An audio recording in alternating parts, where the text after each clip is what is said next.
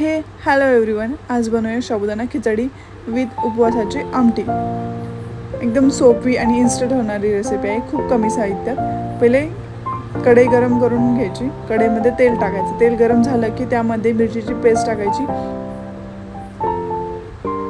व तीही चांगली ब्लॅकिश होईपर्यंत परतून घ्यायची. थोडा गॅस कमी करूया व ब्लॅकिश होईपर्यंत परतून घेऊया. व्यवस्थित छानशी परतून घेऊया व त्यामध्ये मी शेंगदाण्याचा कूट टाकते. हा शेंगदाण्याचा कूट मी ओबडधोबड असं मिक्सरला वाटून घेतलेला आहे व तोही छानसा भाजून घेऊया. भाजून परतून घेऊया व तो भाजल्यानंतर त्यामध्ये आपण साबुदाणा टाकूया. साबुदाणा हा मी 8 ते 9 तास असा छानसा मऊसूत भिजू दिलेला आहे. त्यानंतर आपण खिचडी करतोय. व्यवस्थित मिक्स करून घ्यायचं. गॅस फुल मंद करत राहायचं हळूहळू अधूनमधून व त्यामध्ये आपण मीठ टाकूया. चवीनुसार आवडीनुसार आपण त्यात मीठ टाकूया व एक वाफ काढून घेऊया. झाकण ठेवूया थोडा वेळ. 2-3 वेळेस झाकण ठेवायचं आणि एकदा काढून परतून परत झाकण ठेवायचं. असं 1-2 वेळेस करायचं ही प्रोसेस. आपण आता याच्यासोबत आपण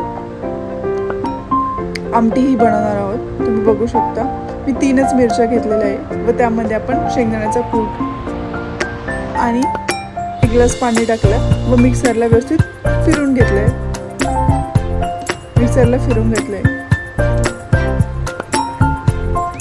कढई गरम केली आहे. त्यामध्ये मी एकदम किंचित असं तेल टाकलंय व तेलामध्ये आपण आपली स्लरी टाकणार आहोत, मिरची आणि शेंगदाण्याची,